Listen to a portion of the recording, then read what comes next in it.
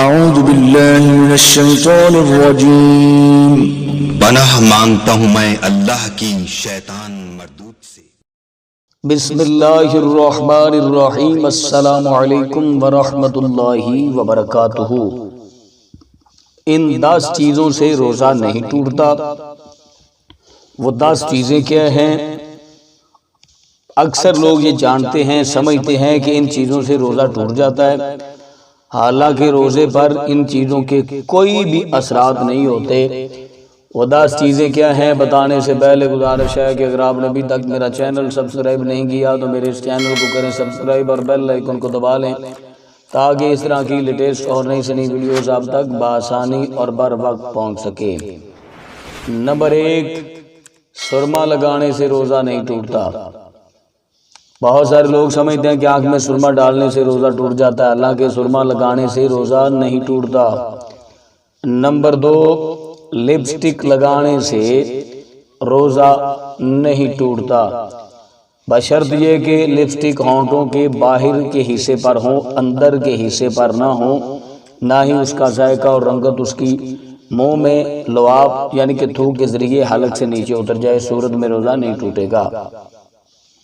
Number 3، drip لگوانے سے روزہ نہیں ٹوٹے گا۔ بحالت مجبوری ڈاکٹر حضرات کہیں کہ ڈرپ لگوا لیں، ڈرپ لگوانے سے روزہ نہیں ٹوٹے گا کسی صورت میں بھی۔ نمبر 4، انسولین لگوانے سے روزہ نہیں ٹوٹے گا۔ اکثر لوگ شوگر کے مریض جو ہیں وہ سمجھتے ہیں کہ انسولین لگوانے سے روزہ ٹوٹ جاتا ہے، حالانکہ انسولین لگوانے سے روزہ نہیں ٹوٹے گا۔ نمبر 5، بال کٹوانے سے روزہ نہیں ٹوٹے گا۔ یہ بھی مسئلہ بار بار پوچھا جاتا ہے، بال کٹوانے سے بھی روزہ نہیں ٹوٹتا۔ نمبر 6، جسم پر تیل لگانے سے یا مالش کرنے سے روزہ قطعی طور پر بھی نہیں ٹوٹتا۔